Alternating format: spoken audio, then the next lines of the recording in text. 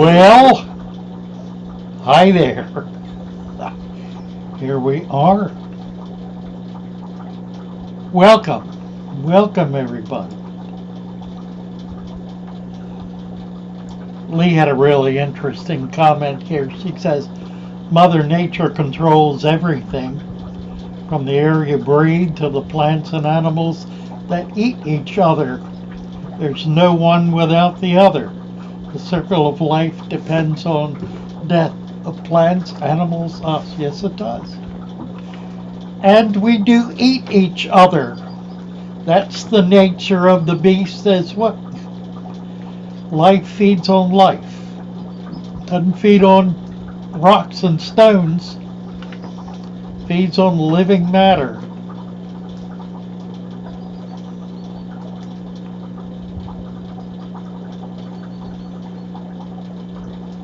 WB Hoopy, hello. Jonas McGee, Monique Cottix. Karen's sister Slater Parker, Happy New Year. Happy New Year to all of you. Rolando Yusan.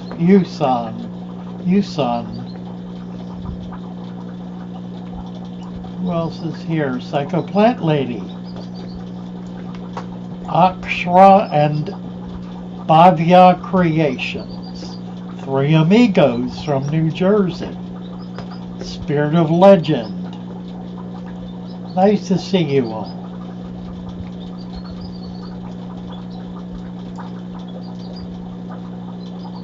Neil Vids, you start early. I do. I start 15 minutes early just to make sure I got everything working. And I'm sitting here anyway, so I may as well. Getting ready to join the Discord. Well, good, Jonas. You're going to love it. Archibald. Happy New Year to you. Dieter Shiro. Benefit of having tannins or no tannins? Well, it's a little controversial, actually. Benefit of having tannins. Tannins contain nutrients. They are not 100% nutrient, but they contain nutrients. So that feeds microfauna.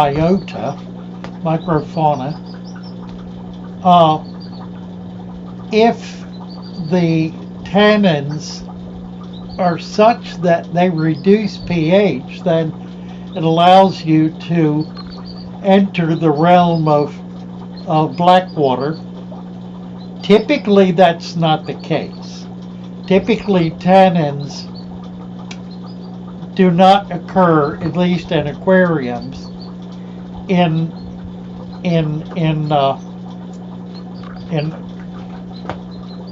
as a necessity of black water, as a low pH environment. In other words, a black water environment would have a pH of 6 or lower. Most tannin does not affect pH much one way or the other, because the water typically contains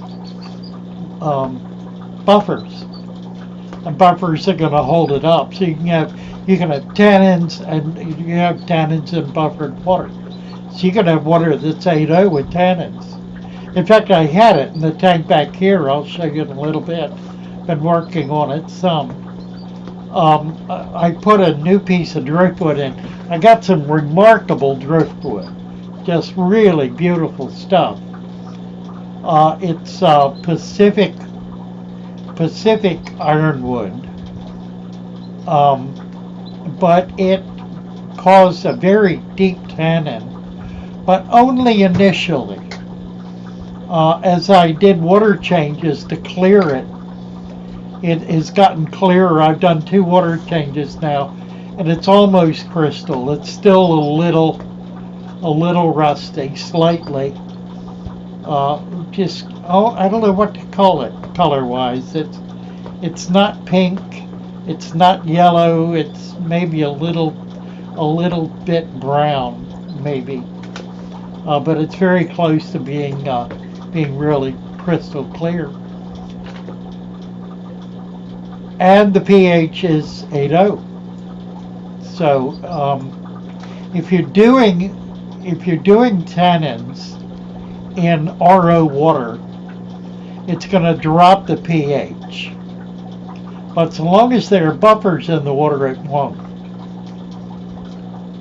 So there's that.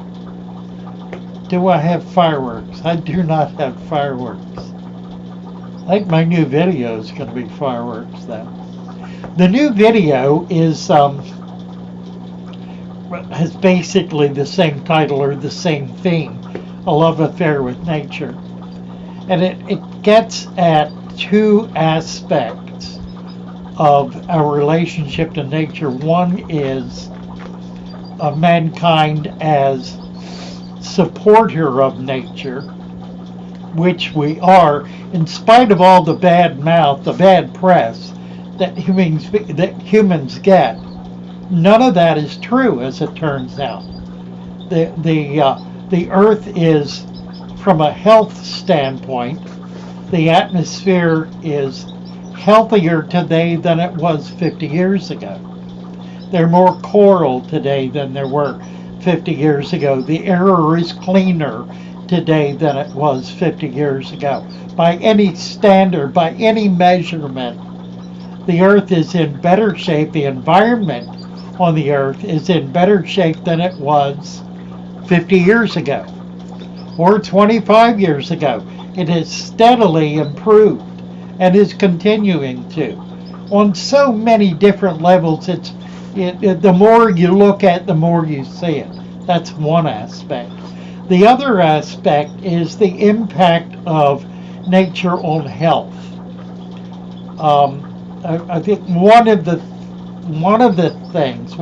principles that is causing extreme illness and lack of health is the emphasis on isolating oneself from the natural world. And by so doing, we're not allowing ourselves to be open to the natural healing that occurs by nature. I came across an article recently, a PhD publication, a deeply extensive publication. It's published in England in around 2020, a couple of years ago. And it researched all of the research that has been done on the effect of aquariums on people, on health, and a whole different rank and category of health components, such as mental health, emotional health, anxiety, stress, health, physical health. All of those conditions showed substantial improvement based on having an aquarium. Now, you and I know that an aquarium can be a stressful experience, and there are those for whom an aquarium is a stressful experience, but that's simply because they're trying to maintain that aquarium without the benefit of the laws of nature, if you will.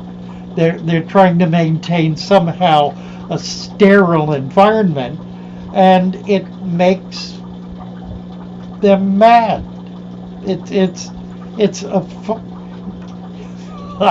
It creates a kind of insanity. It's a very high stress level that goes along with that. Whereas if you do the opposite, if you simply bring in natural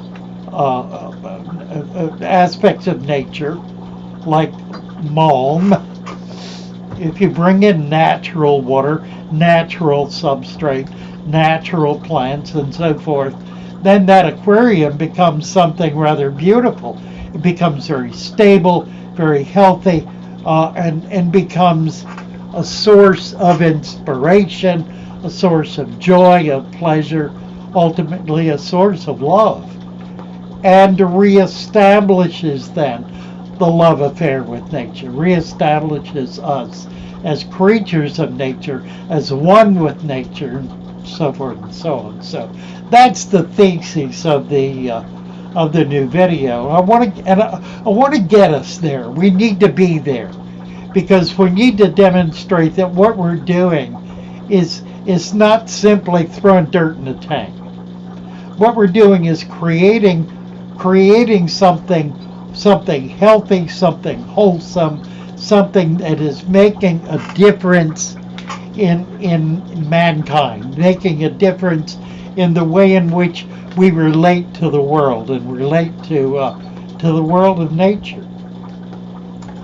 So there's all that. DBC, update on the deep substrate tank in honor of your 100,000 subscribers.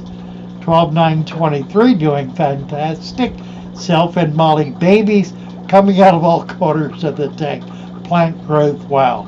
Nice job, DBC. Happy for you. Honey Wolf. My aquariums keep crashing as soon as it cycles. Within months, it's uncycled. Mainly my pH drops. You do not have adequate buffers in the water. It's really that simple. You probably also do not have, well, you most certainly do not have a father fish substrate, because the supplements contain enough buffers to be able to maintain buffers in any aquarium ad infinitum. So I would suggest you take a look at what you've got for substrate and what you're doing for buffers. Those two issues are going to fix your problem. And come on over to Discord. Let me get the link posted, because that is such a magnificent resource, and one that that everybody who's there benefits from. It's a source of information, of inspiration, of support, of friendship, of community. Just in every way is an enormously helpful, supportive resource. Let's see, I've got the link here. Fatherfish Shoal, there we go. Decorating through the seasons. Let's see, let me get you a wrench. Nate, moderator, what are you saying? Happy New Year. Let's see, Derek lives in the Caribbean. Possible for me to get plants alive if I order them. Only if you're in Puerto Rico. We just don't have the ability to ship. I don't know where you are. Tell me where you are in the Caribbean. Erie first. Hello, Gary Stein. Mermaid's Chorus is here. Hello. Vince Janus, how could you use sump pit water to fill tank? Sump water filtered 3 feet of ground before, yeah, perfect. Could you use? Yes, you certainly can. Absolutely. Native water is almost always superior, particularly if it's going through like some kind of a sand bed. 8 feet of ground. Yeah, absolutely. Hasib Munir, I'll get you a wrench, and then we're going to talk about your discus. I'm going to be getting discus once I get a tank set up at the new warehouse. I think I'll do it. I might do it here. Might do it both places. I don't know. Let's see. Adam Jenk just gifted 1 Father Fish membership. Thank you, Adam. Very nice of you. Semester Easterson, thank you for all the videos.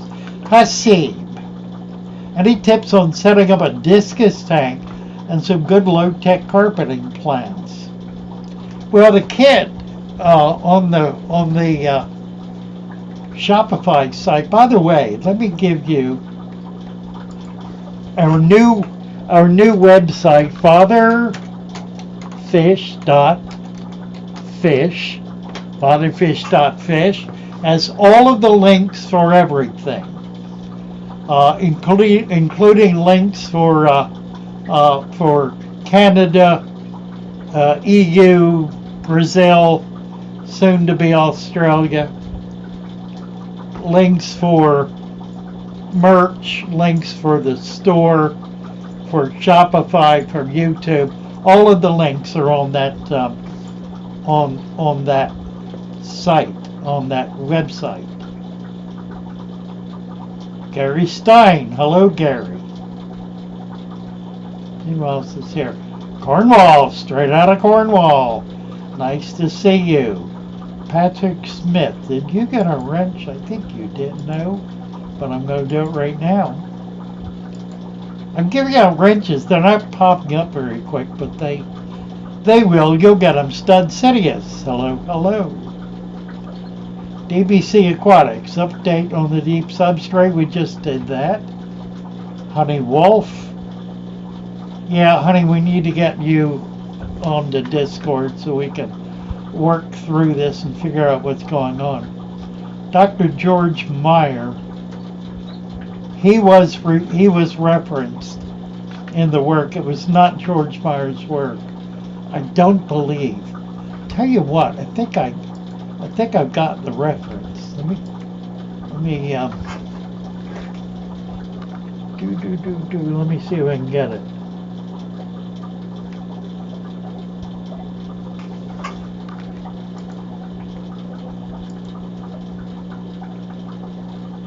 Let's see.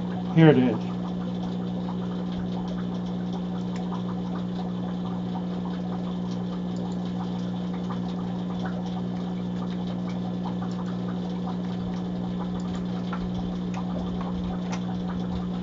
There's the link.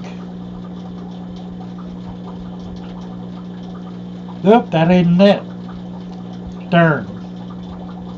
That won't get you there. Sorry.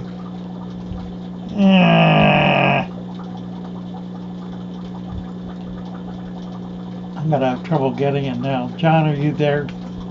You post that link for me. I've got it on my phone. I have it. I just don't have it. I've got it on Discord. If you get on Discord, I'll get it for you.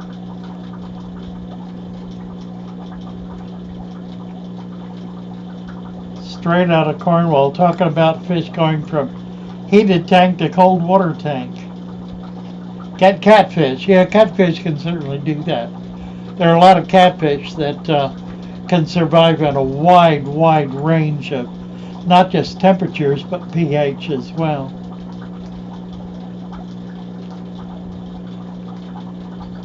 Decorating through the season, set up a dirted tank about a month ago using her supplements and some plants I purchased. So far, tank's doing great. Plants are growing, fish are thriving. Well, just keep it up. You're doing great. Excellent.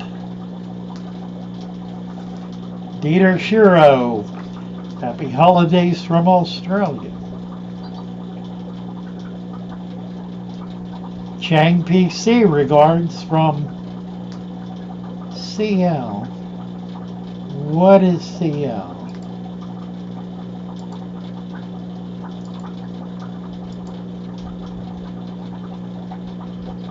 From Chang, Stan Pittman. Hello, Stan.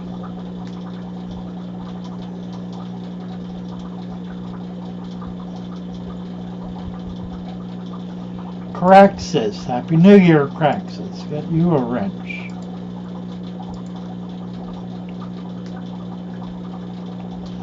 Oh, Stan said he found autos. They can be hard to come by. Says Kathy Colley. Supervisor used to say you're into aquariums. Are they therapeutic? And I used to say, not when you can't get the bloody thing to balance. Yeah, I know, that's right. And you know what's interesting about the research is that while there is token commentary on that issue, but it's very token, and the only caveat to the health is that they find in some cases there's no link to emotional health, but they never really get at the issue of the condition of the tank and the way in which it's set up. That's research that simply hasn't been done yet. I guess we're going to have to do that. I'll talk to my people over on Discord about it. Moderator, who we giving a moderator to? Kathy.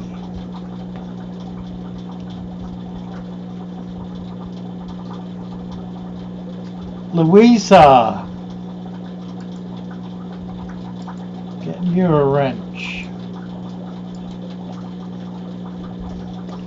Stud says, have jars set up to create and culture natural food for all my tanks. Hopefully it works out. It should. Mother Nature knows best. Beats, he said.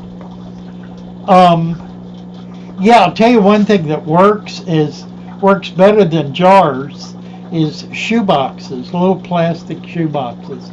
It's a better size. You can get more culture growing in there. And it's a little easier to work with. It's a good way to do worms too. Q Aquatics and Exotics.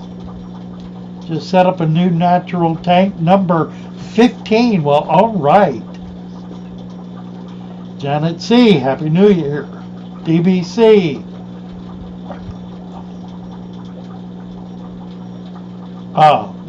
Posting the Discord link. Thank you, DBC. Congo pufferfish. Congo, yeah. I don't have any. I've had puffers, but I really haven't for a long time.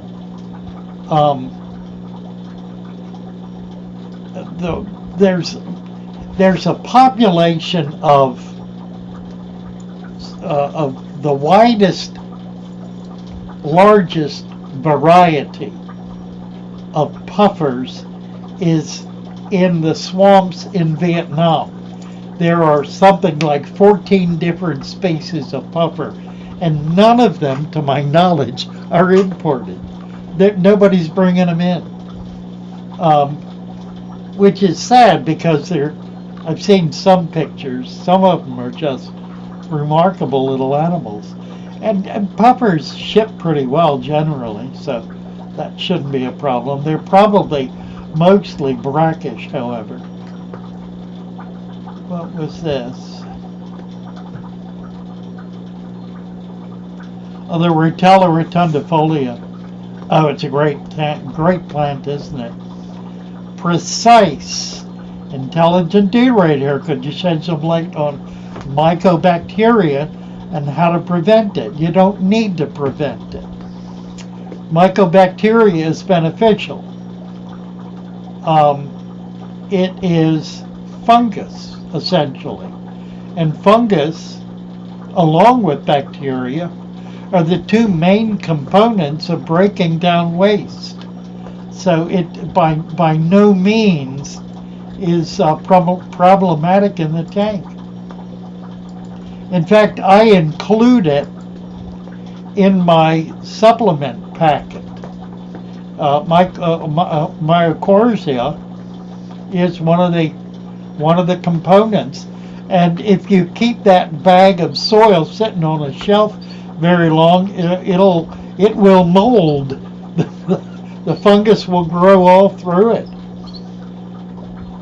And again, it's highly beneficial. It's critical to have fungus growing in your substrate as an adjunct to the bacteria in order to complete the breakdown of nutrients. So don't panic about it. there's very little really that you need to panic over in a natural substrate, because everything takes care of everything else. It's like nature writ large. Nature doesn't destroy itself. Even when horrible hurricanes come through or volcanoes blow up, in a relatively short period of time, life is emerging. It's coming back. It's coming stronger, and it's not defeated. It may be set back in a place at a time, but it will always return. It will always come back. And it'll come back stronger. It will overcome. It's the nature of nature is to be dominant. Is to be dominant over that which is not organic. And when I talk about nature, I'm talking about organics. I'm not talking about rocks. I'm talking about life, living organisms.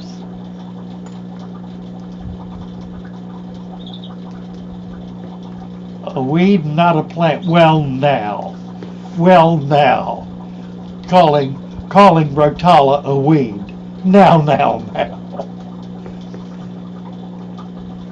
That term, the term weed, is a pejorative that's used to describe anything that is not where and when I want it to be.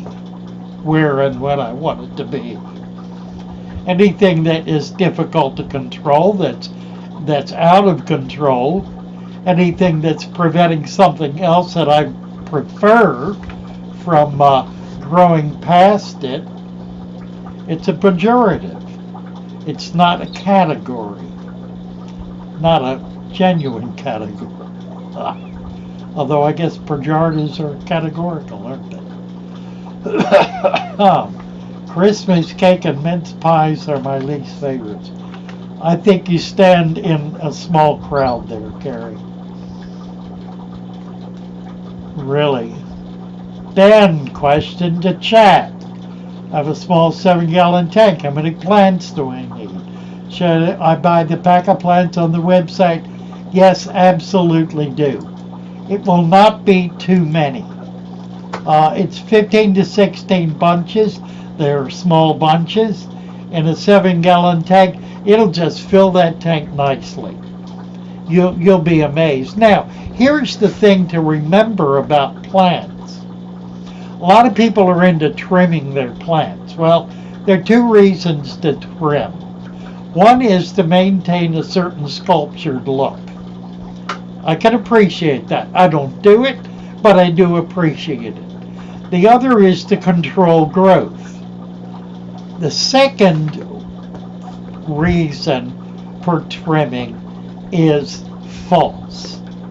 Trimming does not control growth. It does just the opposite. It increases growth.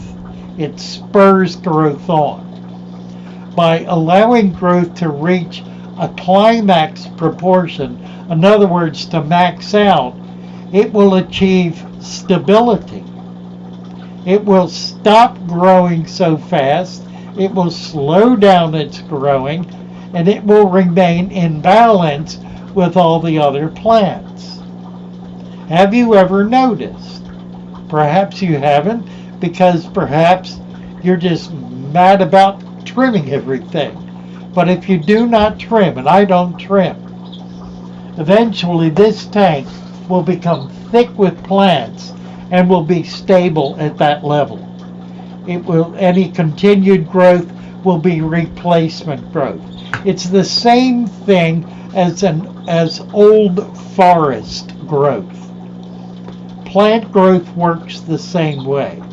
When it maxes out such that everything that can grow is growing, and it's growing to max out the environment it's in, then it achieves a kind of stability in which the continued growth slows down and it simply maintains itself essentially in stasis until something happens, until one of the plants becomes diseased, gets destroyed for whatever reason. Maybe gets some kind of weevil that eats up the roots, and then that one will die, and others will fill that space. There will be volunteers in that space that'll grow up in that space and continue that balance. That happens in the aquarium, just that way. Try it. You'll be amazed. A good plants to do that with are Vallisneria and sword plants. Sagittaria, if you can get them. The micro sag is particularly good, but the large Sagittaria, Vallisneria, jungle val, red val, corkscrew val, any of the vals, the swords, any of the swords. There's so many swords, and they're all really lovely, but they will achieve a maximum growth in the tank and will not grow beyond that. Nothing man can do will ever destroy God's nature. It's absolutely true. And it's simply because nature does not contain the seeds of its own destruction. It contains the seeds of its own persistence and of its own perseverance and of its own continuation. It does not contain the seeds. It is not self-destructive. The whole notion that human beings are destroying nature is based on the false belief, the false supposition that human beings are not a function of nature. But of course we are. We are created as a function of this nature system. And as such, we're not granted the ability to destroy what has created us, because it is greater than we are. And if you want to do that in theological terms, I'm on board with that. Biological terms, scientific terms, however you want to look at it, the principle remains the same. We are incapable of destroying the earth. Blow up as many atomic bombs as you want. It will not destroy life. It may make it impossible for us to survive and for many other animals to survive. There have been extinctions in the past based on similar kinds of events. But life itself has never been destroyed. Once it has been created, it has persisted. And it persists by virtue of its ability to sustain the environment it requires. Life creates the environment and sustains that environment as a function of its own persistence. Now, I guess you could go beyond that. I mean, if the world were to blow up, there would be bacteria spread hither and yon through the universe that would eventually land somewhere and presumably generate altogether new life forms. No reason to believe that's not true. Life has that level of persistence about it. It is not a weak thing. It is not delicate. Nature is not delicate. There may be species that are delicate. There certainly are species that are delicate. There are others that lack that are not delicate at all, that are rather coarse and gross. I suppose humans among them, I don't know. The ants certainly are. You know, we are concerned with our impact on this earth. Do you realize that the one animal that moves more earth and changes more topography than any other animal is the ant. The ant terraforms the earth in ways that human beings can only dream of, because it is everywhere. Everywhere life is able to survive.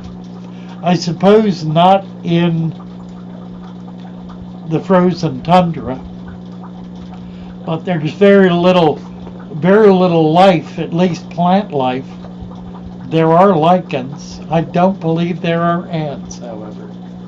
Wonder how far north ants go, or south for that matter. I'm sure they go to the tip of South America, and likely up to the frozen tundra. Beyond that, I suppose they cannot survive. Sarley is here. Hello, Sarley.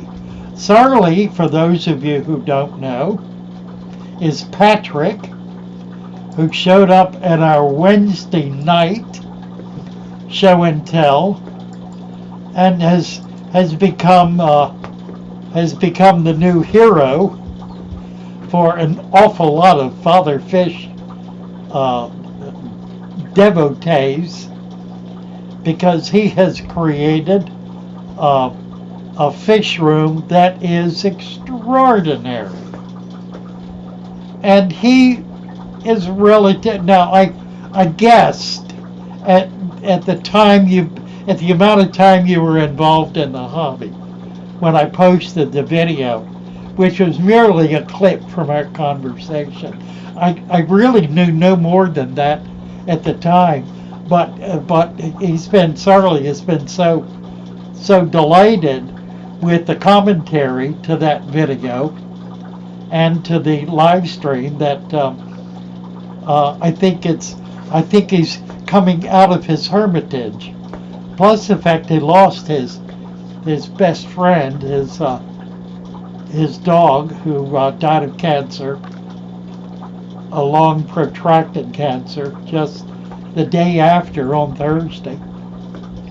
So anyway, delighted to see you. Happy to have you here.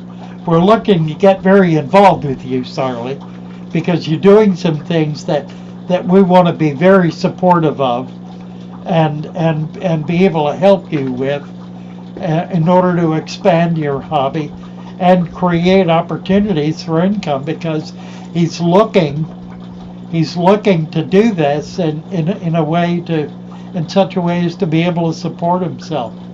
And you've come to the right place, because we absolutely can help you do that. Cockatiel Obsession is here. Oh, I love cockatiels. One of my all-time favorite birds. The only problem with cockatiels, there is one problem with cockatiels, and that is, number one, you cannot clip their wings to keep them from flying. That is cruel and unusual punishment. They become, as a flightless bird, they are not happy at all. Number two, you dare not leave an open window or an open door, or they will be gone. Permanently and forever gone. I've known that for 50 years. My very first cockatiel, 2 years after I got it, was out an open window. I was listening to the radio the next day, and someone called in to the radio station to say that this beautiful bird flew down into their yard, came right up to them, was obviously hungry. It was tame. It was hand tame. Jumped on their shoulder. They walked in the house, and they were traveling across the country, or planning to, and they were building a cage in their car to be able to take it with them. So I figured the bird's in good hands. Somebody has it who loves it, so let it be on its way. But I watched one once that escaped from my shop. It went straight up about 100 feet and then took a line and went straight on that line until it was out of sight. Up and gone. And that's what they do. They are up and gone. They're like a parrot in that way. Parrots will do the same thing. A parrot's smart enough to come back. The cockatiel gets lost. It doesn't know where back is. It's gone and it's done. It goes wherever it's going to go. There are wild populations in Florida, as elsewhere, so that's one place it goes.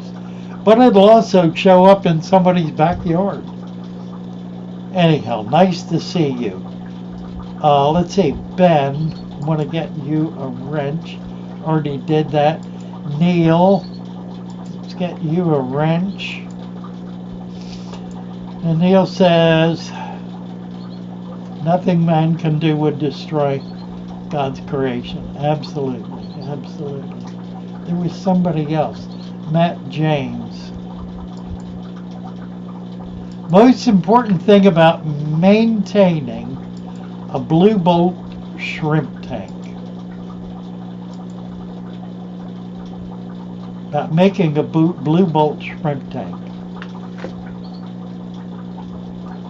Well,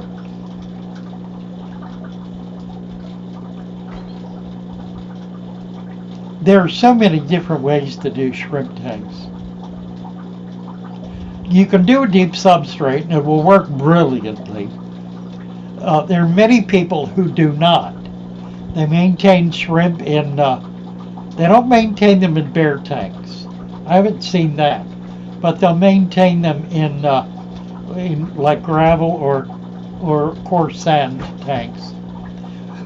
Plants are always good. The issue for shrimp is that you really need to have plants in the tank because shrimp stay on the bottom. They may swim to dart from place to place by going backwards or walking forwards, but they don't swim in the water column.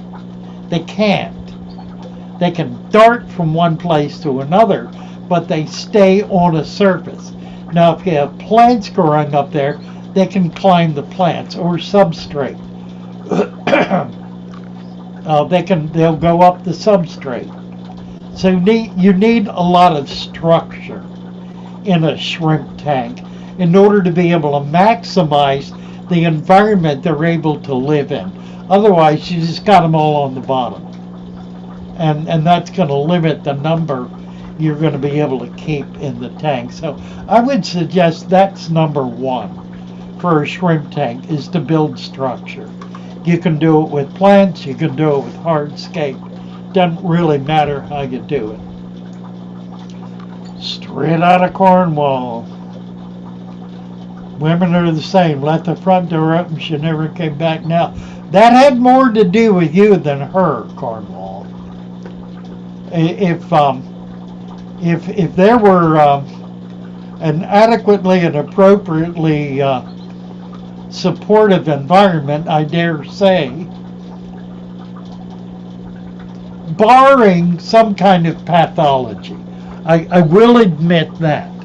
And I will similarly admit that there is far more pathology in our culture today than is healthy to have. And that's why we're here, to break down that pathology with fish tanks, because that's the key. The key is fish tanks. That's what gets them all. It gets everybody focused in on, it's Matilda and Henry. Matilda and Henry. Matilda wants nothing to do with that stinky thing, that fish tank, until she sees what Henry has brought into it. And then she is, oh, look at that, look at that, look at that. Oh, Henry, this is wonderful. There it is. There it is. It's creating the option for love. Creating the option for love. And that's what this is all about. That's what this channel is all about. That's why I talk about love all the time. always express love, because that's what the aquarium is all about. It's all about love. And what is love? Love is a warm, a comforting, a pleasant, a joyous, an enveloping experience of the presence of all that is good. And all that is good most absolutely contains the natural world. The natural world is for us, the source for our bodies, for our flesh. It is the source of goodness. It is what is given to us to derive joy, pleasure, health, love. It is the source of all that is good as creatures, as physical creatures.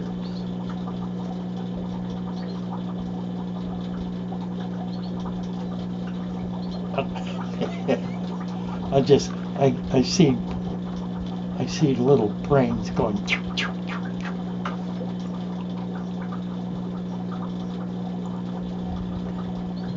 We cannot escape that we are creatures of this earth.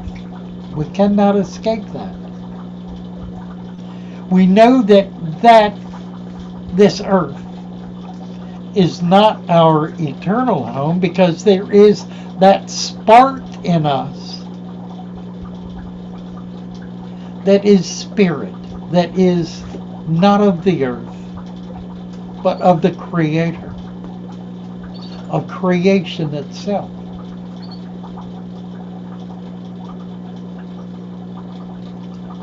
But as long as we are here, we must be in harmony with this place. And that is not to say we must be in harmony with that which is destructive or evil or even sinful. It's not to say that at all. But it is to say that we can derive an ethic from nature. We absolutely can. And in a very real sense, we must.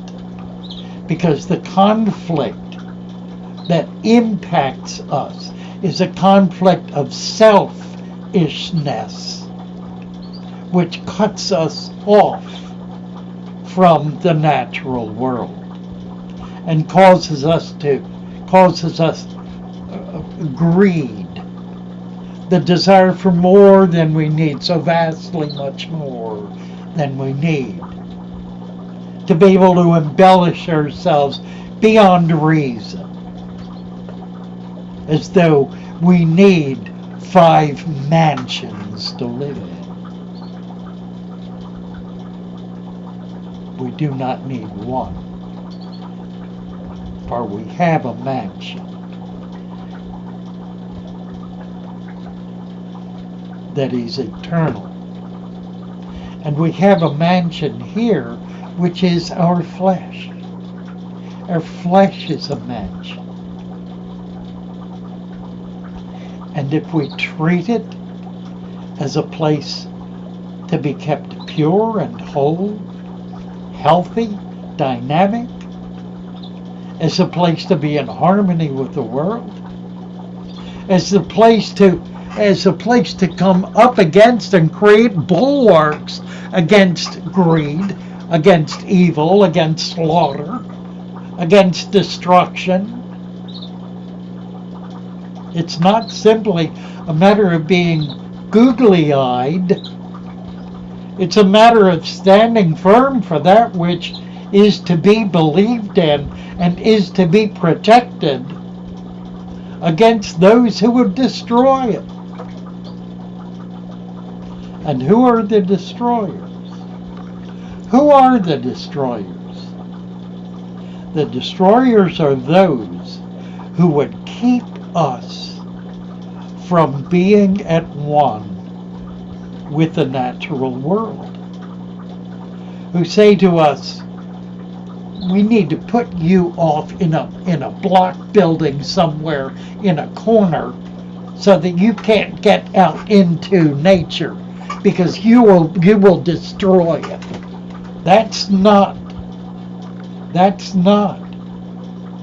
healthy. That's not goodness. That's malice. That is destructive. That is greedful. That is mental aberration. That is a sickness, a malice, a fear, an anxiety, a dread. Let us not dread nature, but let us love nature and be at one with nature. And if the storm comes along and picks us up and blows us off the earth, then so be it. Protect ourselves as we can from the exigencies of the world, but celebrate, we must, the joys of the earth. And we do that with our little fish tank. Stan said I dodged a bullet. Somebody dodged a bullet. Did I dodge a bullet? Oh, we're getting theological. We are an eternal spirit having a brief human experience to learn. And more than learn. We're not here simply to learn. We're not here just to take up space. We're here because we are put here. We are put here to be healthy, wholesome creatures in this vast web of life. That is our function here. Not to dismiss it as, oh well, this is not important. This is important. This is who we are. This is where we are. This is what we are about. Now we do that with a heart for the Creator and for what He has created, but not as little tin gods. We don't, because we are not little tin gods. We are creatures, like any other creature. We may have been given dominion, but we are nonetheless creatures. One creature among many, with an ability to maintain and sustain, to be gardeners, to be husbandry-men and women, to be caretakers,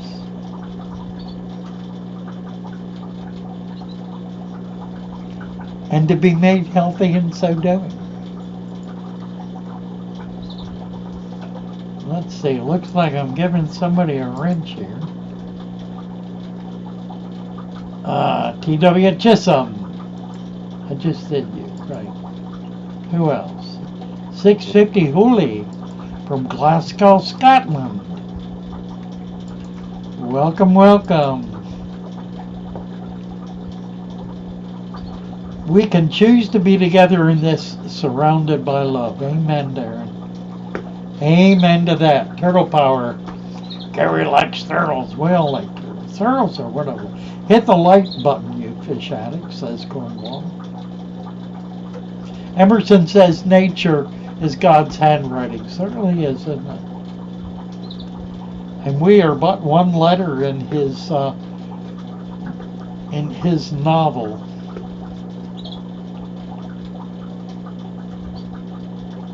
Is it weird that I eat goldfish, says Gold?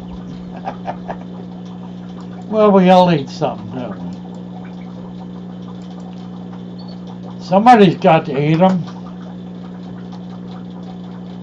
Janet C., great words of wisdom, straight out of Cornwall.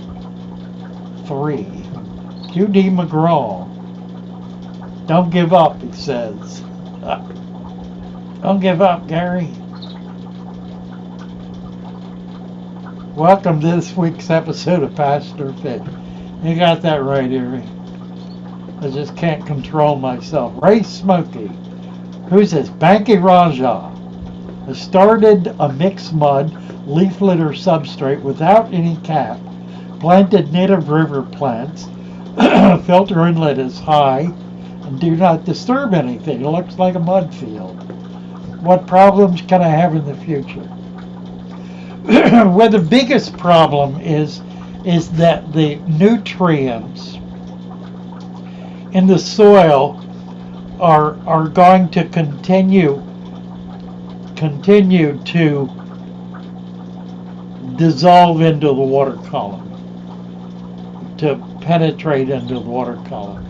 And so the water column will become very rich with nutrients, which means you're going to probably have algae problems. You want a lot of floating plants, a lot of Java fern, a lot of Anubias, those kinds of things that are going to control that. You may also find you need to do more regular water changes in order to control that. What will happen ultimately is that the energy base in that substrate is going to be less and less. It'll get run down because there won't be enough replenishing it to be able to allow it to maintain itself. So long term, this is precisely what Wallstead found with her first dirted substrates, that they lasted for about a year because they simply ran out of nutrients. The nutrients dissipated into the water column. They dissolved into the water. And as a result, were taken up by plants or were removed when water changes occurred, and the soil became less and less and less vibrant, less and less and less nutrition was in the soil, to the point where it became virtually barren. So that's the long-term problem. Short-term, it's fine. And there are some ways you can overcome that. Having a very, very strong carpet will help to overcome it. It won't really do it because it's not going to keep those nutrients at the surface from precipitating out. But building a food web on top of it, that can make a difference because that's going to replace those nutrients at roughly the same rate. They're filtering. What's the word I'm looking for? Dissolve is the word I'm using. It's the wrong word. See if anybody's saying that here. Killed a fish with hole in the head. Yeah, absolutely, Hagen. Hole in the head is a bacterial disease. It comes from dirty water, from bacteria being out of control. Certain kinds of bacteria. Maintaining a biodiversity prevents that from happening. Moving them out of that tank into a hospital tank with some salt to control bacteria, that will reduce it. Treating the hole in the head with a bacterial agent, just an antibacterial cream will work as well as anything. All it is bacteria that's attacking a section of the fish's body that has no scale. It's flesh and bone, and so it can get in there more easily. Mafia-itis disease. It's nasty, but it is curable.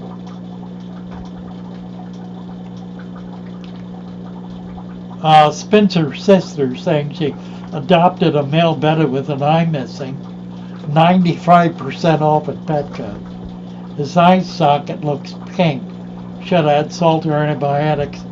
I would not add it to the tank because that's going to mess up the tank. Set up a hospital, a bare hospital tank. No food, no substrate, no plant, nothing.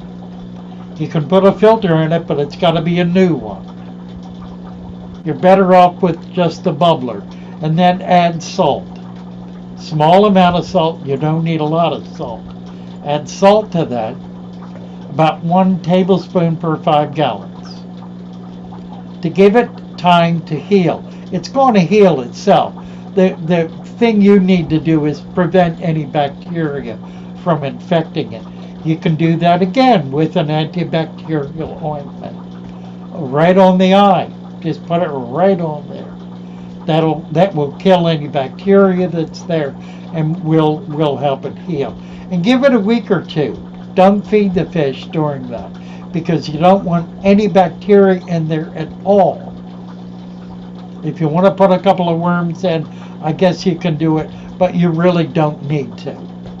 Unless the fish is starving to the point where it's going to die in the next week from lack of food. And if that's true, you're probably going to lose it anyway. But if it's otherwise healthy, get it healed first, then get it in the tank and get it fed.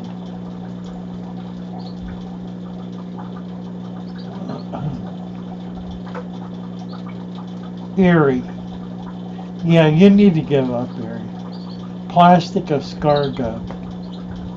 No, it's not. Plastic snails. Alright. Who says? Galen Chatham. No, I am not. I had someone call me today. Wanted to know where I was. They were in Venice looking all over for me. And I said, well, I'm in Maryland. And so we chatted for a bit. Dougal White. Been watching Father Fish for a week. I like it like I like the Lane Ingham. I like it like I liked Elaine. That's very sweet. That's very nice of you, Douglas. Thank you very much. I like Elaine Ingham too. Elaine is one of my all-time heroes. She's a gutsy girl. I mean, she just says it the way it is. And I tell you, she is the source of the food web. It was when I was introduced to her that I began to understand the importance of microbiology in the aquarium and the food web. Thank you, spinster sister, for the better advice. You're very welcome. A molly with 1 ick spot. That's good, Steve. That's good. If you have any kind of food web at all, a deep substrate with any kind of food web, you're not going to need to worry about ick. Because once that parasite drops off and multiplies, all those little babies are going to get gobbled up, and you'll be lucky to see another one. You may see 1. If it's no more than 1, now 2, I would take action. 2 spots of ick, that's good enough for me. Kick the temperature up, be done with it. Don't take the risk, because 2 means that there's a lack of adequate control. That's 2 on the same fish, not 1 on each of 2 fish. Although that might be a case too, where I would want to act. 1 spot, I never worry about 1 spot. But if I then see another spot, or 2 spots, I'm going to take action immediately. And generally, if you see 2, that means there is an infestation. It's not just something that came in on 1 fish. There's something else going on that needs to be dealt with. Loic Ibanez. Happy New Year from France. Loic Ibanez. My new aquarium is healthy thanks to your great advice, even if I still like gravel and under gravel filters. Well, God bless you, Loic. You know, France doesn't have the reputation it deserves for its commitment to and its involvement with tropical fish. It's one of the sources, one of the oldest sources of hobbyists and fish hobbyists and fish in the hobby. Dougal White. Did I give you a wrench? I did. Loic. Need to give you a wrench. Or Loic. Or Loic.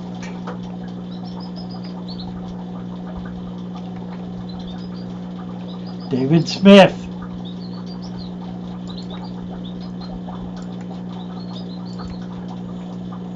Cornwall.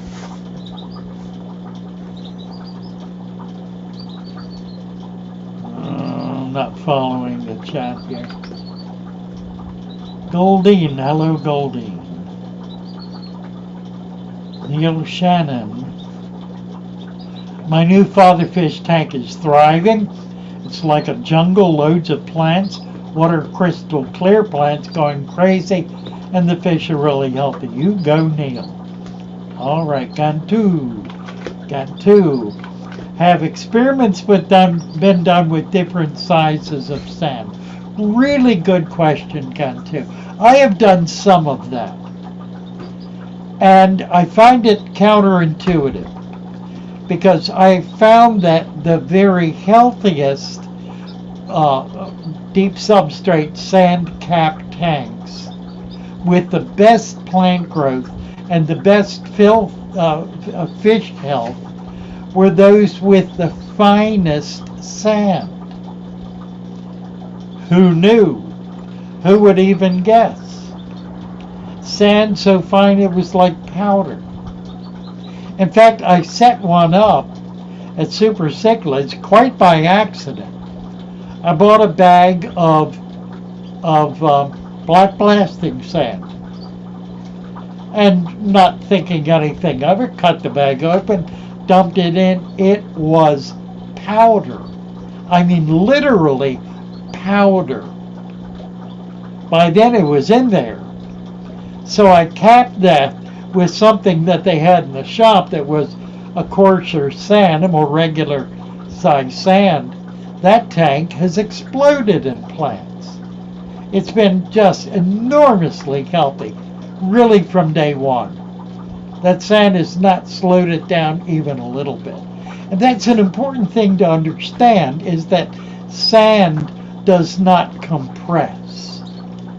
It is irregular shaped, and it holds its shape, but it doesn't melt unless it's made of something like shell. So the kind of sand that I want to use, that I recommend, is sand that does not break down, sand that does not dissolve in the water, but maintains that shape such that bacteria grows on every surface. It fits together irregularly, so it creates these gaps that water and bacteria and other microscopic life can flow through. It does not compact. It doesn't squeeze in and get tighter, in other words. It retains its integrity, regardless of its size.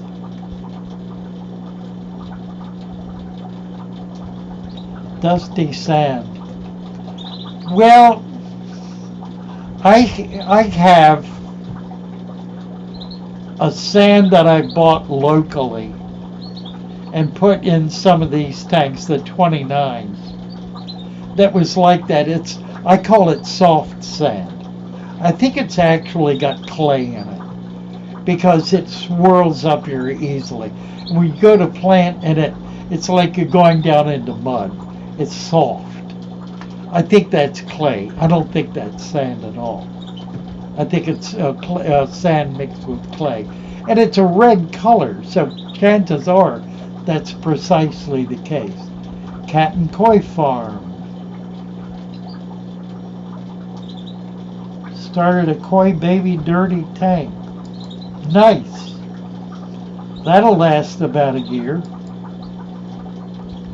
Koi have a way of, if they're in a healthy environment, they jump up like nothing else. Neil Shannon, sand is crystalline. That's right. Its fineness holds material. Absolutely right. Lark Savage. Red cherry shrimp, probably the hardiest. Yeah, I would agree with that.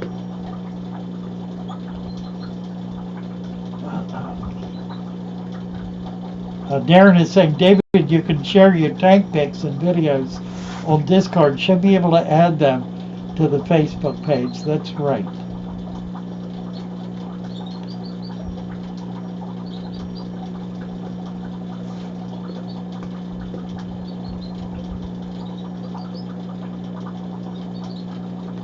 Dr. Wu, is non-tech aquarium possible to survive?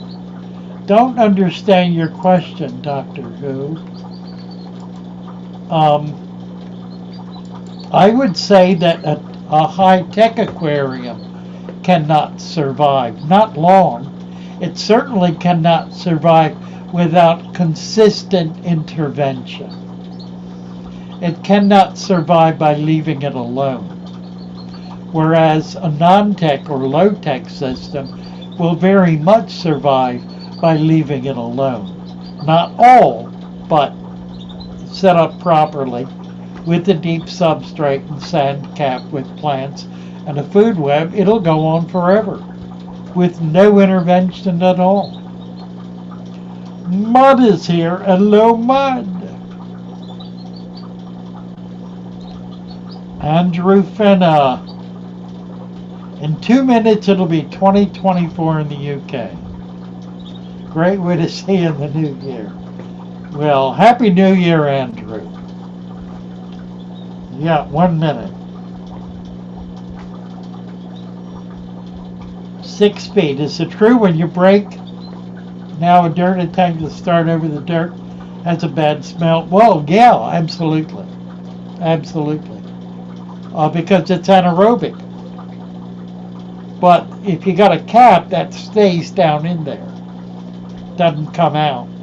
Now, over a long period of time, that will not persist because enough of that sand will work into the sand cap and enough nutrients will work their way down into it that it will become a different kind of environment in which the microbiota will be able to move more deeply into it. I think that's my experience is that with very old tanks, you don't have that odor, that anaerobic odor that you do with tanks that are under 5 years old. Once it gets past about 5 years, if I dug this all the way down, I should do it. This one is so deep it probably, yeah, that's 6 inches, 5 inches anyway. That's going to be anaerobic down there no matter what. It's just too deep not to be. So you get down here. Now what that means is it doesn't need to be that deep. The only reason I don't fix it is because I don't want to break down all the plants that are growing in it. And that's the constant problem with this. One of these days I'm going to just take a notion and I'm going to tear the whole thing apart. I'm going to rip out, I did that once before, a couple of years ago. I'm going to rip it out down to a third and then cap that with sand and start all over again. What I probably will do at that point is lay a whole new layer of supplement in it and mix it in and then cap that. That's probably what I'll do. May even go beyond that, who knows. But at 20 years, this dude is taking care of itself because I don't add anything to it. And it's still growing plants. After 22 years, it's still growing plants. How come that's possible? Erie 1st, it's 2024. Dr. Wu talking about mineral increase. Not if it's full of plants, because the plants absorb the minerals through the roots and through the leaves. They're breathing it in. They're absorbing them.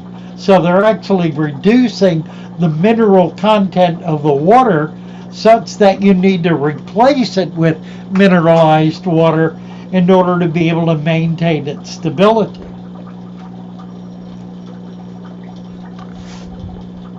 These systems are balanced in a way that we're only just really beginning to understand. And we're doing this, but we don't always have the rationale for it. We don't always understand why it's doing what it's doing, only that it is. So you can argue about cause and effect all day long, or you can make it happen. People who disagree with this, disagree with it on principle based on their idea of what ought to be the case, not on experiencing it, trying it, and seeing what happens. And that is 100% of the time the case. No one has tried this other than one or two people who I've met who deliberately failed, deliberately messed it up in order to prove it doesn't work. And I called them on it. And they had to admit, yeah, they didn't do it right, but they shouldn't have to. Whatever that means.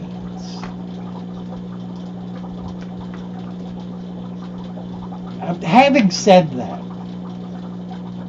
that is not to say that this is a hard and fast technology, because it's not. This is as flexible as you care to make it.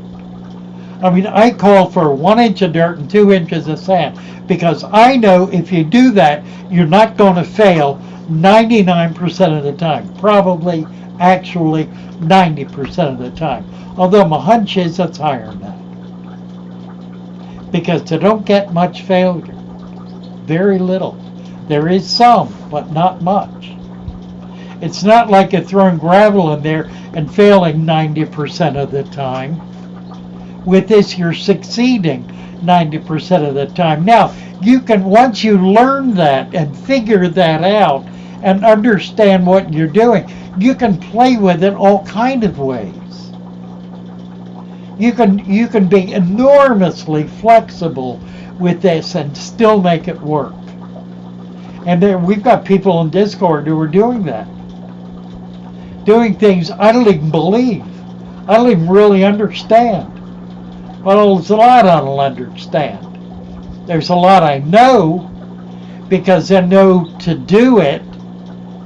I have that kind of knowledge, but I don't necessarily have understanding. Hope that helps. That's why we got a couple of people doing scientific research over there, trying to work out the understanding of it, so we can put that out there in order to meet the demands of those who are stuck in their brains and not in their hearts.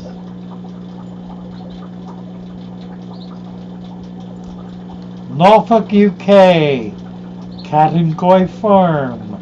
My 10-month-old dirted 55 just harvested enough plants to plant a 60 high, 38 bow, 50 breeder, and 20 breeder.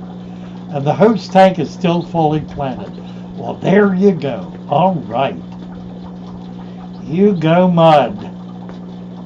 What type of leaves can I add to my tropical fishtail? Leaves from the outside, by and large. Absolutely. But here's the thing. You want to get some live culture, because if you don't have live culture, it's going to slow it way down, and it will take forever for those dry leaves to begin to break down. It'll take a much longer time for that culture to find its way into your tank than if you actually put it in your tank. So get out to a pond, a creek, a river, a stream, a bayou, get a handful of leafy muck from the bottom, bring it home, put it in a jar or a shoebox, watch it for a while to make sure you're happy with it, and put small amounts of it at a time in your tank along with a few leaves. And you will be building a food web. That is what it is. And that food web will complete the living cycle in which everything in that tank is flowing into everything else. The living food web. The tank will become a fully developed living food web in which everything is feeding everything. But you can't do it without the microfauna. That's absolutely critical. Melissa, did I do Spencer? I did. Let me get Melissa up here.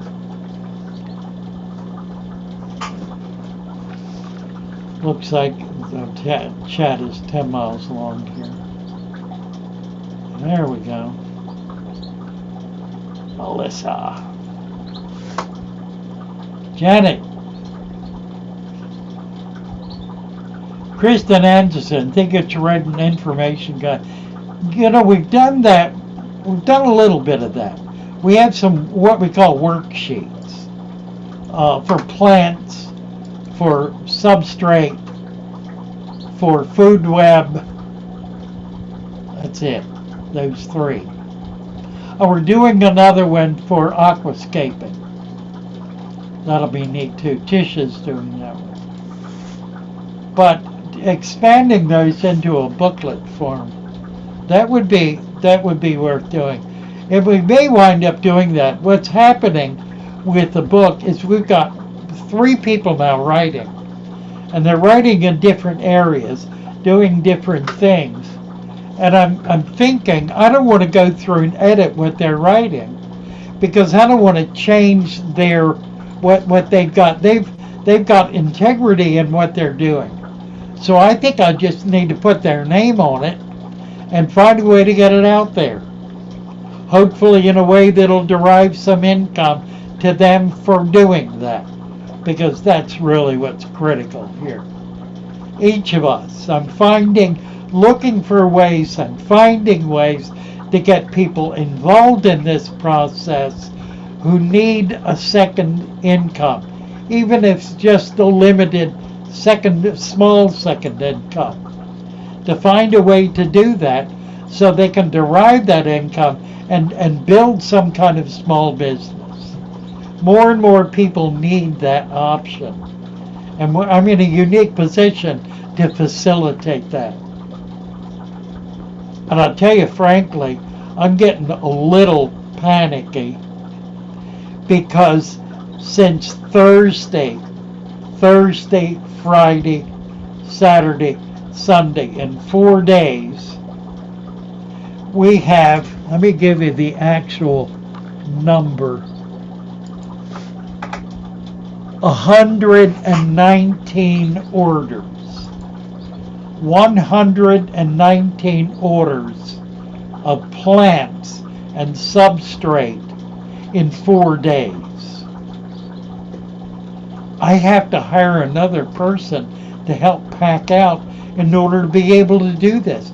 That's going to put us, we've already carried over 30 from last week because it was a short week and our main packer got sick, so we were down to like 2 days, Wednesday and Thursday. Normally it's 4. This coming week we'll be packing out Tuesday, Wednesday, Thursday. 3 days. We're going to be a day short. The following week, hopefully we'll get it back together, but by then we'll be over 200 orders a week. We can easily hit 200 orders this week. So what I'm working at doing is finding ways to breaking some components of this out to get some other people involved in providing the material. I created a new product. It's a complete dirt kit for a 29 or a 20 and a 55-gallon tank. A 24-inch 20 and a 55. It's one bag or two bags. A 20-gallon 2-foot tank is half a 55. And I can ship 2 big bags in one box that'll be enough for the soil, complete with everything in it. Supplement the whole thing. It's reached the point where I need to be able to farm this out. Now I've got somebody who wants to do it. I'm trying to work out a way with my tech guy to get Shopify working, so when somebody orders that, the order will go to him. I won't even see it. He'll get the money, he'll get the order, he'll be able to fill the order. That's the hope. That's what we're trying to do. And we'll do that with other things as well, like hardscape. And maybe certain kinds of plants. I don't know. We'll see how all that works out.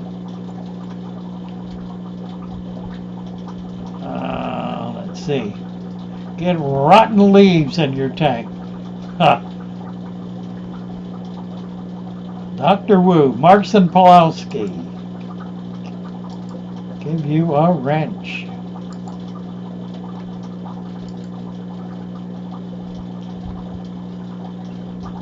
Kristen Anderson.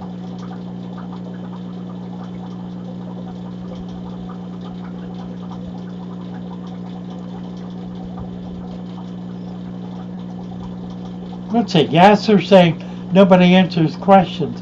That's all I've been doing. What in the world?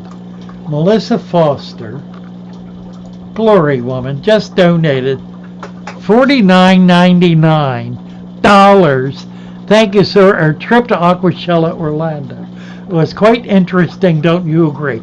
Melissa, I do. Carry on spreading the knowledge around. Melissa, mercy. Nice to, I was thinking about you the other day and thinking about Orlando and about Aquashella. You were brilliant. You were such a help. I was in physically difficult condition. I was having a hard time walking, getting around. I was badly overweight. I was weak.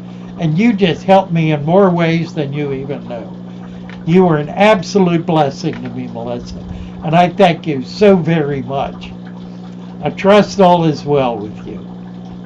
And thank you so much for the $49.99 super chat. That is so generous and so kind of you.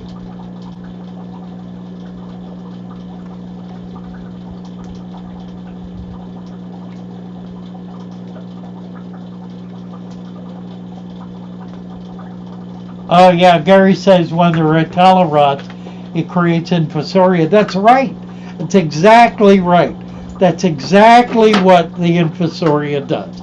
It breaks down not just vegetable matter, but dead fish as well, for that matter, but primarily vegetable matter.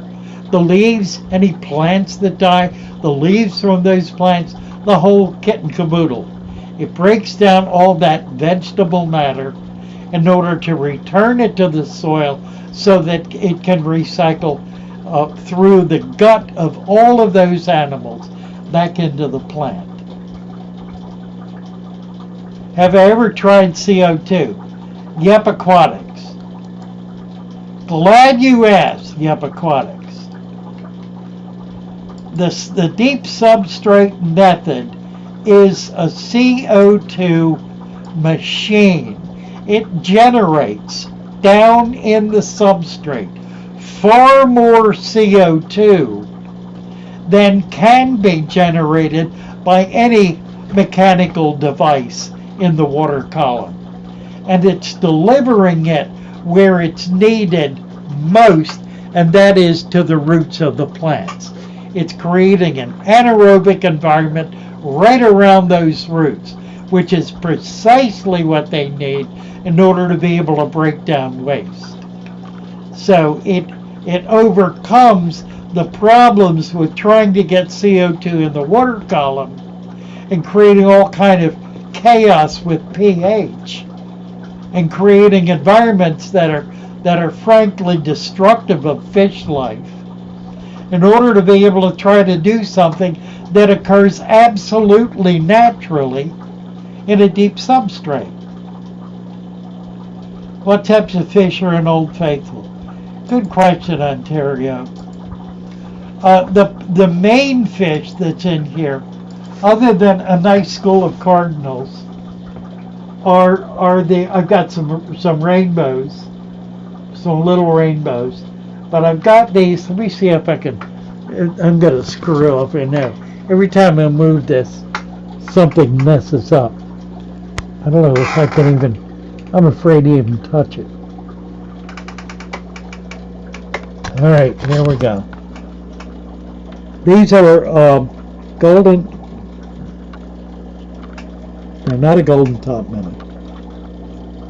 They're, what are they called now? Golden top minnow. They're not a golden top minnow. They are, God, my brain's not working. They're a Florida top minnow. I'll think of what it's called in a minute. I think I'm probably lacking sugar. Usually when I can't think of something, it's because my blood sugar is dropping. And I've only eaten shrimp today. Shrimp, egg, and a piece of scrapple. I've had nothing really with much energy in it. Fundulus. Fundulus cryotis. There it is. There's a pretty fish. These are about 2/3 grown. They're going to get bigger and the males will get much prettier. I have a female, one female and 3 or 4 males. I think 4 males, 1 female. They're shy. They're afraid of the camera.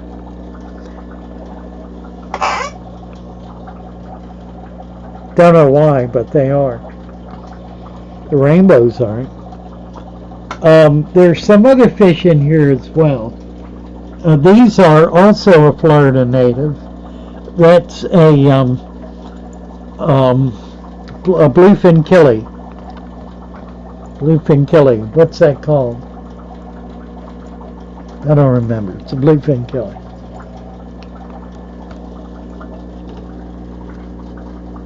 And there's, is that the, oh, there also are some pencil fish. That's a pencil fish. So 1, 2, 3, 4, 5. There's some gobies in here somewhere. I think it's one back in the corner. There also are some, what is that right there? Some little rams. Somewhere in here. Anyhow, am I still on? I'm still live. Amazing. Whoosh. Scary stuff. Touching the camera is scary stuff.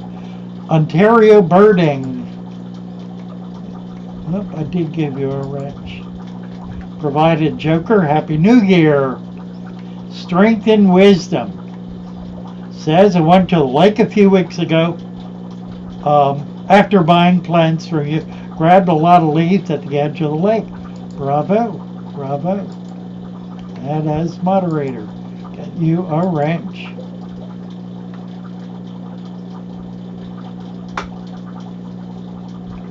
Gobies can be hard to find. I did find a store that had some nice dwarf gouramis, pygmy gouramis. Some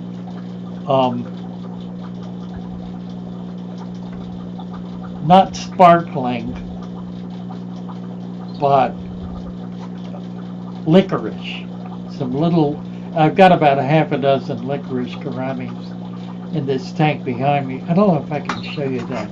Let me see if I can do it. I'm getting brave here, and I shouldn't. It's dangerous to get brave. I can't get real close either because I don't have a long wire on this. But I'll do the best I can. I think that's as close as I can get. This is the old turtle tank.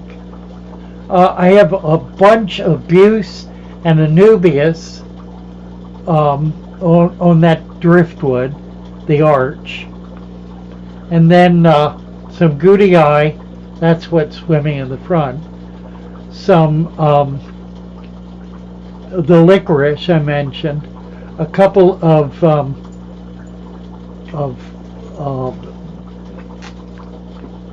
plecos, the frog pleco, and one other fish. What is it? I can't even think. Oh, what is it? I can't think what it's called. The little sucker fish, the one, the kind of round one with a little bit of a tail on it. What's that called? I think I really have. I need to get. I'm about ready to fall over too. I think I'm getting shocky. I need to grab something. I'll be right back. I'm sorry. I have to get some sugar in me.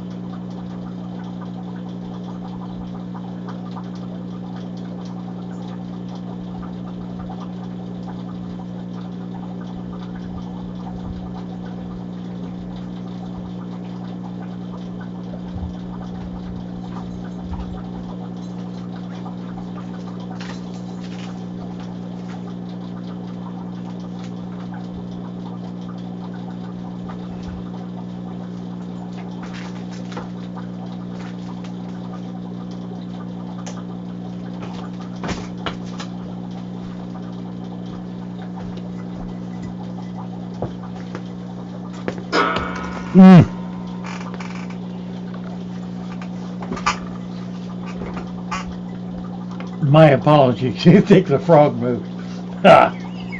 Might have. That's funny. Let me get this up a little.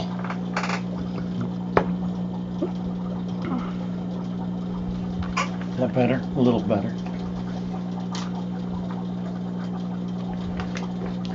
Let's see. I don't know. I think I need to get a better camera. I think I really need to. I don't know quite how to do it is the problem. I mean, I keep buying cameras and they're never really good enough. Stan Pittman, go to Segs. Hello, Stan. Nice to see you. Blue rams. I love blue rams too. One of my favorite fish. I don't have any. I've got some opistos in here. That was the other fish I was thinking about. And what are those called? It's going to come to me in a minute now because my brain's getting back in gear. Let's see if anybody. Dovine, neat fish. Amazing fish. They get big, like huge, and they have one of the most unusual patterns of any fish. It's like it's covered in diamonds. Little diamonds, just covered in little diamonds. Just an amazingly beautiful fish. Chinese algae eater. Crocodile's looking at you funny, huh? Cornwall. Probably. Well, you're pretty funny. Paradise fish. Nasty animal. Nasty animal. I told you this story once. I think I'll tell it again. I had a friend at the shop who was one of the foremost authorities in tortoises in Florida. He had actually published some material. I've got his book somewhere here. He gave me 3 of his books on tortoises. Had a vast collection of tortoises at one point. But he decided that his favorite fish was the paradise gourami. And he came into the shop one day with 100 paradise gouramis. 100. And I refused to take them. I can't do anything with them. What do I do? I don't have 100 tanks. You can't put them together. You can't put them with anything else. I'm not going to set up 100 jars for 100 paradise gouramis. Well, that didn't work real well, did it? I got a sticky on my light here. So I sent him home with him. Never saw him again. He was totally offended I wouldn't take his paradise gouramis. Madness. Pandas are nice. I do have a couple of pandas. Discus. Somebody asked me about discus a while back, and I think I blew it off. I never really dealt with it. And the problem with talking about discus is that there's really nothing special to do. You want to get the temperature up a little higher, like 82 plus, 84, 85. So there's that. This light's just not working. You need to keep it clean. That is to say, you don't want the water getting murky and mucky. But a deep substrate with a good sand cap and a lot of plants is absolutely perfect for discus. They love it. It's a natural environment. And if you can get the pH down, then they'll like it even better. They even like it dark. I mean, they like tannin water too. But you can keep them in anything. You can keep them in 8.0 water. Doesn't matter. In Florida, they're breeding them in 8.0, hatching the eggs and raising the babies in 8.0 high pH, high carbonate water, hard alkaline water. So, you know, that's not an issue. Most of the commercial discus, which is 99% of what's available, are raised in hard alkaline water. They're not raised in soft acid water. Same with angels. They're raised in hard alkaline water. They're not raised in soft acid water. Virtually nothing is. The closest you can get is neutral pH, about 7.0. That's as low as you're going to find commercially raised fish. The rest of them are going to be in hard alkaline water because it's the safest way to raise fish and to keep them and to be able to move them through the market, through the network. What is that little fish? I'm waiting for one to show up on the glass.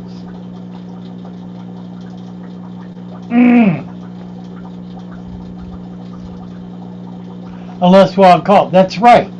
And the wild caught are going to be different, depending on when they're caught. Typically, they're not caught in the rainy season. They're caught in the dry season when the water level is way down. And at that point, they're in water that is harder and more alkaline than the rainy season water.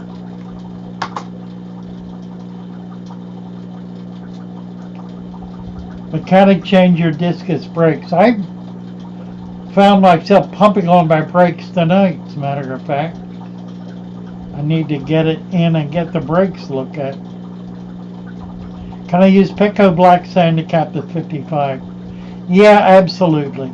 You certainly can. Not a problem. It's a more expensive approach.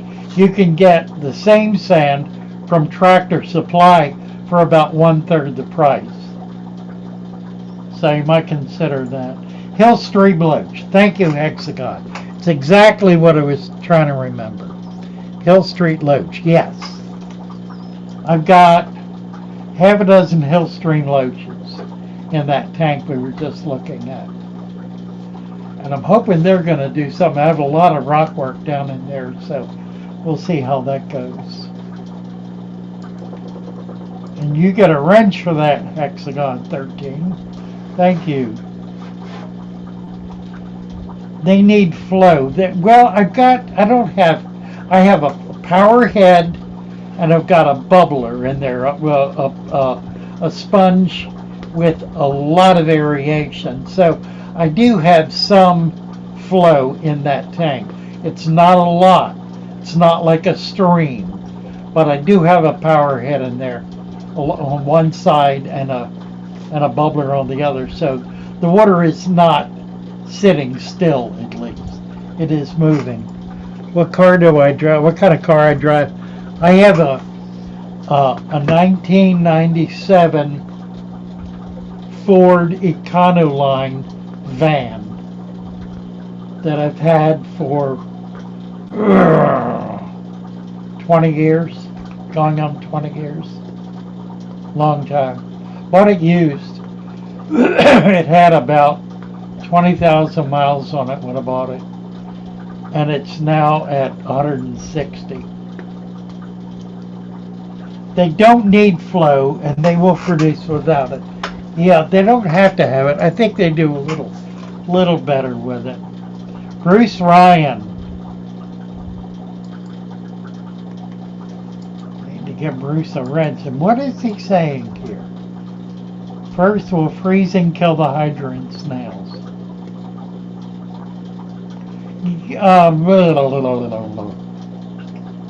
Will freezing kill it? No. Not unless they freeze solid. If the water gets cold, it won't be so... Excuse me, my back is giving me a fit here.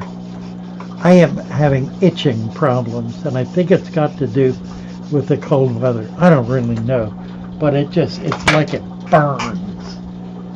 I get my back burning sometimes. It gets so itchy. And my arms. Now, that can be a sign of liver disease, but I've had that checked, and I don't have fatty liver. So I don't know what it is. I think it's... I did not have this symptom at all in Florida. I think it's simply the cold weather causing my skin to dry out. I do have very dry skin, and such that my hands, when I was young, my hands peeled all the time. I haven't had that happen since I was in Florida. Got a few little spots here, but not much, and not enough to actually peel. I used to be able to pull skin off my hand like that. It just peeled off. But Florida cured that. Funny thing. The warmth and the humidity. I think cold is what really causes the problem for me. Do they get big? No, they stay small. Hillstream's a little fish. Tiny little fish. 2.5 inches, maybe 2 inches. I think it's probably big for a Hillstream. 1.5 inches. Shingles, I don't think so. Because shingles gets worse. I had shingles years ago. Shingles will actually become an open wound. It's not that. I thought about that too. I hope to God it's not. I'm sure it's not, because it's not acting like that at all. I'm going to see my GP on Tuesday and ask her about it and see if we can figure out. It's the sawdust, my lumberjack shirt. Yeah, it might be. I didn't start itching until I put it on.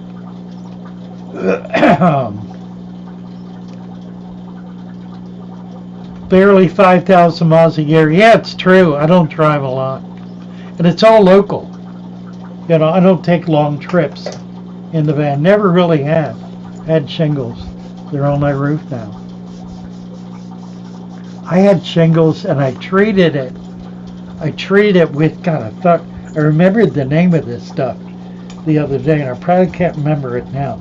It was an ointment that I put on, and it stopped the itching such that I did not scratch it, and it went away. Lidocaine, which is no longer available in that form, which is terrible because it's wonderful stuff. Oh, I got it. Ugh. Love back scratchers. Lacking a woman. That's my next best friend. It could well be the wool in this shirt. Could very well be. I know if I put on a brand new undershirt right out of the package, man, it'll set me on fire. Just the chemicals in it or whatever.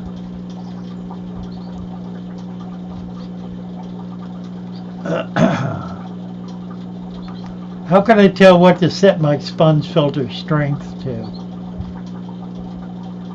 I just use fine, super fine. I like the fine. I think it works better. If that's what you meant. Darren Niles said it first, but I didn't notice before I said it. Sorry, Darren. Don't know what we're talking about. Oh, Darren said it first. Oh, okay. I didn't see that. Thank you, Darren. Thank you, God.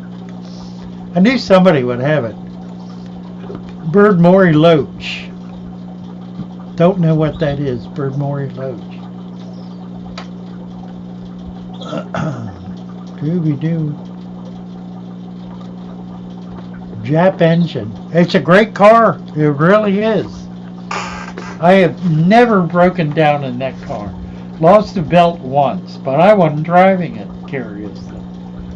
I loaned it out to somebody.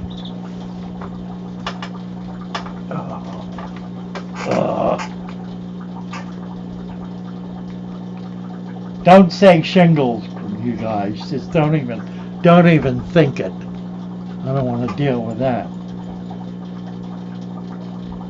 Yeah, if it were shingles, I'd know it. It would be dreadful. I get relief with this. The one thing that helps more than anything is hot showers.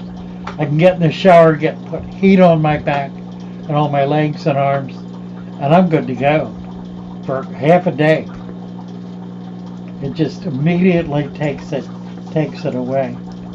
And then after I finish the hot shower, I'll turn the cold water on and just lace myself with cold water for about a minute. I can't tolerate it more than that. But that's been my habit for a long time. When temp goes down, humidity drops, skin gets dry. Yep. I'm sure that's what it is, Steve. Tea tree oil bath. A tea tree oil. Yeah, I've been trying various kinds of creams and lotions, and none of them are really doing the job for me. I need to try something else, probably some kind of oil. Tea tree oil, maybe that'll work.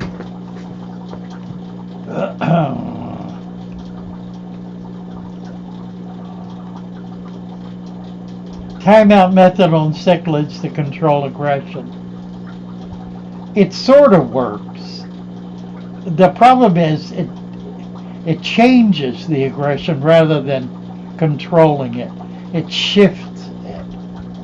And sometimes it doesn't make a bit of difference. But other times it'll kind of shift in the balance. And it'll go back and forth if you take depends which one you take out. If you take the dominant one out, then the next one who's being dominated will very often become dominant. Then when you put that one back, you got some real warfare going.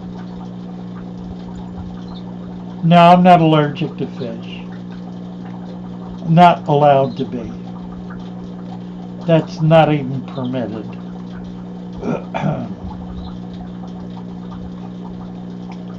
Let's see. Drone Freak is saying, Father Fish, what other sand can I use, please, apart from black diamond? I want black sand, but the black diamond is difficult to get in the UK. There is a sand, a black sand. If you can get to Cornwall or get to a beach and walk the beach, you will find a strata of black sand that'll be sifted out, and it'll run as a line of black sand. It's volcanic material, and it's worldwide. You can find it anywhere. Chesapeake Bay has a lot of it. It's not everywhere, and you have to look for it. But what you're looking for is a black line in the sand. And then if you excavate away from it, you'll find that it's actually like a tube of black sand. You can harvest that carefully and be able to get enough to meet your needs. I got some once in Guadeloupe. I was in Guadeloupe, which is a volcanic island, and the beach has a lot of it there. And I was able to get about a gallon, which weighed, oh Lord, it weighed 30 pounds, 25, 30 pounds. It was hard to get back. I got it back, and then managed over a period of a few years to use it all up, and it disappeared, unfortunately. It's one of those things they were not replaceable, and I really didn't pay attention to how I was using it. I think it got mixed in with other stuff. There's also, you can also get black sand from, it's more expensive, but you can get it in 5-pound bags from a crafts store. There's a company in Florida that manufactures colored sand in 17 different colors. I used to get it all the time in Florida because it was fairly cheap to have it shipped. I may try to do that again, just to have a few colors of it. It's color fast. It's really amazing stuff, and very super fine sand, such that when you pour it in water, it sculptures. Just kind of amazing stuff, and it'll actually float, some of it. Antihistamines. Now there's a good idea. I'm going to see if I can get a script from my doctor for antihistamines. That probably will solve the problem.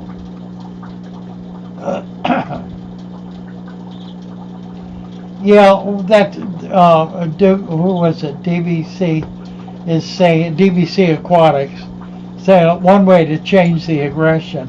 And this is a good idea if you're adding cichlids to a cichlid tank, is to move all the rockwork around, completely change things up, so you break up all of the territories, and then put the new fish in, and they'll all be squabbling for new territory.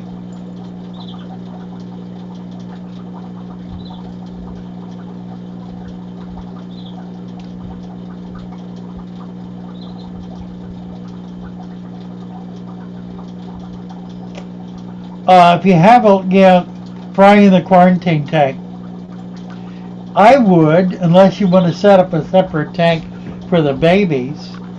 You might do that if you could do it. Set up something separate for the babies, because you're going to want to feed them, and you're going to want to feed them fairly heavily for a while, at least early on, to get them growing. Baby fish need food, and they need food right away, and they need food continuously, because that'll have stored body fats. Fluorate black sand. Yeah, fluoride can be more expensive. What was this? Bruce Lee. Oh, the deep burping, bubbling. Let me get to that. That's a good question. Bruce Lee says, how common is deep burping, bubbling in a deep substrate aquarium? I've only noticed one, but it was a big old burp bubbler. It's routine. It happens almost all the time. It's very common. It's CO2 and nitrogen. That's all it is. There's nothing dangerous about it. The critical thing when you do the deep substrate in terms of additives, and this is one of the main reasons I do additives, because my additives contain an excessive amount of carbonates in order to prevent the substrate from becoming acidic. Because if it becomes acidic, then you've got potentially serious problems. You can start getting acid burns. So by keeping it alkaline with an adequate amount of carbonates, of buffers, you will be able to overcome that problem permanently. I mean, it doesn't go away. It stays there. It'll stay at that level.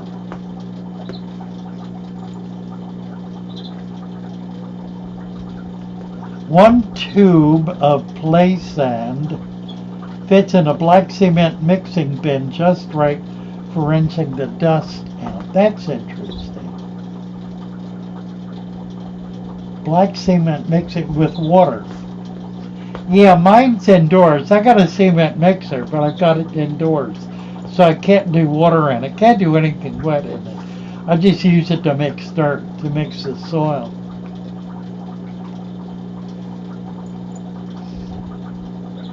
Bruce Lee, did we get the wrench? You ain't got it yet.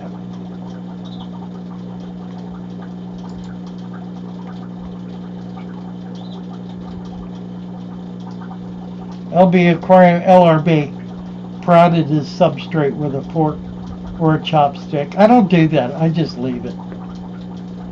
I don't mess with it. Play sand is dirty, no question.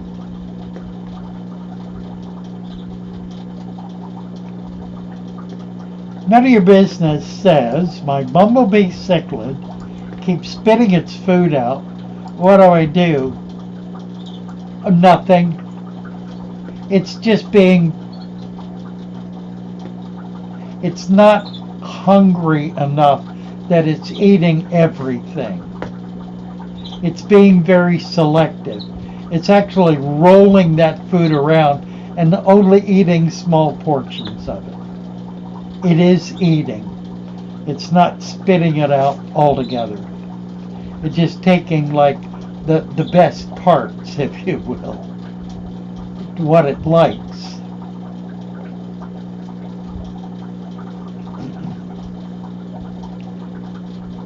Pea puffer killing eat all my green raspberries and ambers. That's what they do. They are nippers. Those little pea puffers, they are nippers. And if you got tiny little fish, one nip, and that fish won't survive.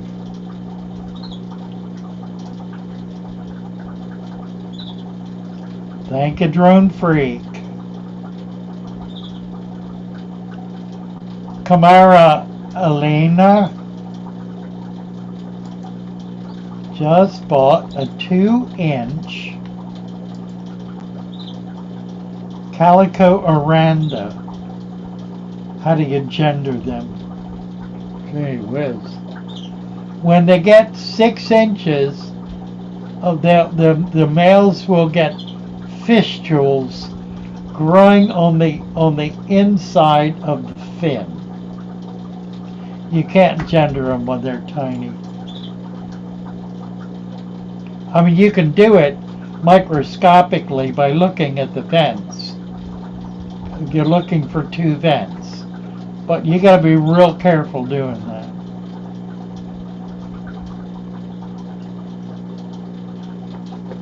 Camara Allen, usually logged in as Cams Aquatics. Nice to see you.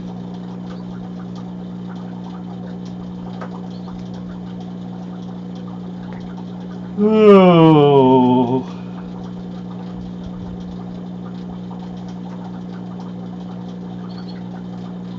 Yeah, JB's talking about mixing black sand with play sand.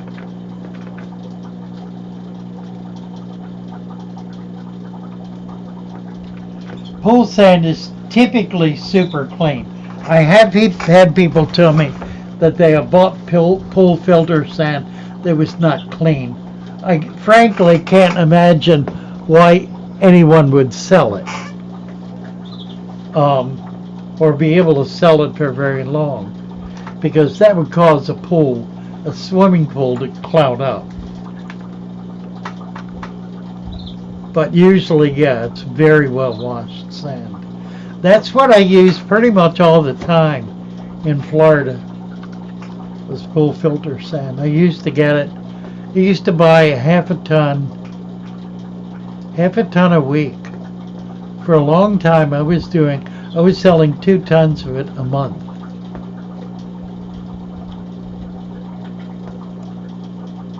In 50-pound bags.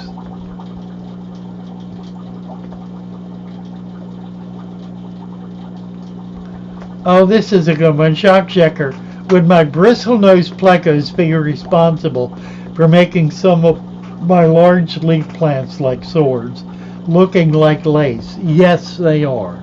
Yes, they will do that. I used to think they didn't until I had it happen.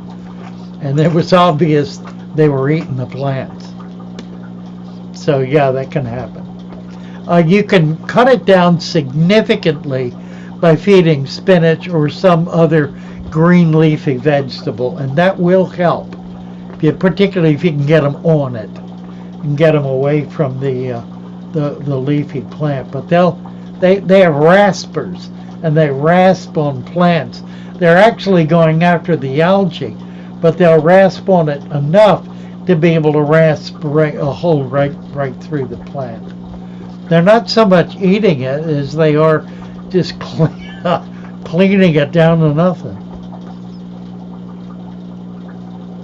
Brand of pool sand. No, it's all local. There is no such thing as a brand of pool sand. Pool filter sand is wherever you are, it's mined locally, and it's washed more or less well where you are and sold to primarily swimming pool stores. It's also used for other things like sandblasting and certain crafts and whatnot, but primarily pool filter stores.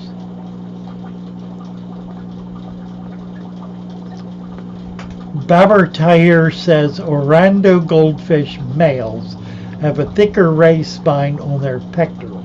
Yep, that's right. But it's hard to say until they're mature. Spinach. Try the spinach. See if you can get them on it. What you might have to do is take the plants out. Try the spinach first. If they don't go after it, take the plants out. Keep feeding the spinach. Get them on the spinach. They can put the plants back in.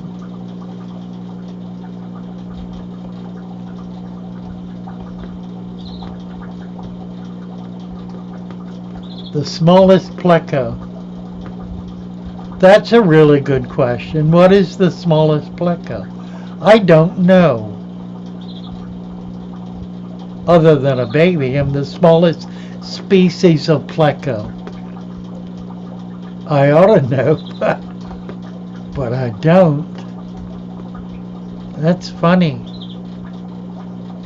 I bet it's something really tiny too.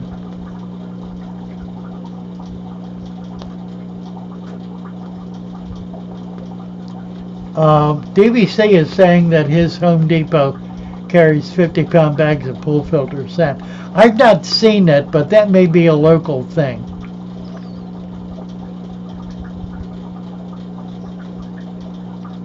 I used the sand from King Solomon's mines. Nice, but you have to pick the gold nuggets out, which is a pain. I just leave them in there. I mean, why fool with it, you know? It's just extra work. Besides, it's decorative, you know. Gold fleck. 8 dogs. Mr. and Millie has 8 dogs. Mercy. Sliced zucchini. Yeah, that'll work. Zucchini is a wonderful food for an awful lot of different kinds of fish. The gold-spotted dwarf. There it is. The gold-spotted dwarf pleco.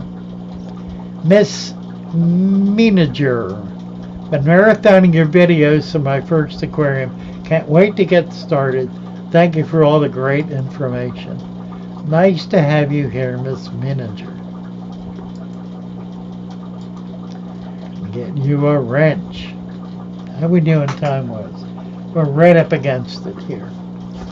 Don't get a lab, you'll go blind. Nice dogs. Love labs. Sturban white tea. Good sir. How do I start Neocaridina tank to make them thrive? We talked about this a little earlier. You need to scape the tank. You need plants. That's the best way. Lots of plants. Driftwood. You need to be able to get them up off the bottom. They will only come off the bottom if they can climb. They will not swim up to anything. If you have plants floating on the top, it's rare that you'll find a shrimp in those plants. They won't swim up to it. They'll stay on the bottom. They need something to climb on. So plants that are growing up, any of the stem plants will work perfectly well. It also provides a food source from them because they feed in and around the leaves. All of the little microfauna and algae and what that's living on the leaves, they'll feed on that as well. What are your thoughts on dolomite for helping raise Ka and so forth? Absolutely, absolutely. I use dolomite all the time. Dolomite lime, yeah. 5-star rating. All right, straight out of Cornwall. Thank you so much. Janet C., thank you. Yoshino family, will 2-inch sand be enough to keep the loaches and cory cats from digging up dirt underneath? Yes, they will. Don't want a muddy mess. Yes, it will be enough. Loaches and cories will not dig more than 1/4 of an inch down. So it's not going to be an issue. And let's get you a wrench, and we're gonna say goodbye because my back itches. I need to scratch. Is dolomite lime okay? I use dolomite lime in my supplement, so you don't want much. A little bit goes a long way. Mix it in by the tablespoon into your tank. A tablespoon per 5 gallons would be a reasonable. So 4 tablespoons for 20 gallons. That'd be about right. Thank you all. Love you all. Keep an eye out for the new video. It's going to be pretty cool. It'll be a different sort of thing. I'm trying to move into a different kind of space with my videos. I don't know if it's working yet, but we're still growing. Our shorts are still going gangbusters. And the videos are doing all right too. So God bless you all. Bless you. Love you all. Bye for now.